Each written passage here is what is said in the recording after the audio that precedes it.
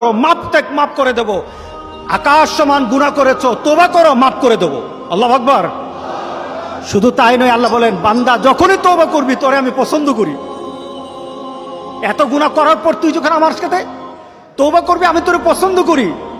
শুধু তাই নয়, আল্লাহ সুবহানাহু ওয়া তাআলা বলেন যারা মুতাতাহহিরিন, যারা পবিত্রতা অর্জন করে আল্লাহ তাদেরকে পছন্দ করেন। আমরা পবিত্রতা অর্জন করি কি দিয়ে? উযু দিয়ে। বলেন কি দিয়ে? উযু দিয়ে। আমরা পবিত্রতা অর্জন করি তওবার মাধ্যমে। প্রথম এটা হলো আত্মার পরিশুদ্ধতা।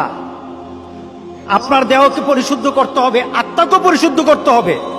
আপনার আত্মাকে পবিত্র বানাবেন। আত্মাকে পবিত্র বানাতে হলে তওবা লাগবে। এটা পানি দিয়ে হবে না, মাটি দিয়ে হবে না। আপনার আত্মাকে যদি পবিত্র করতে চান তাহলে তওবা লাগবে। কি লাগবে? তওবা।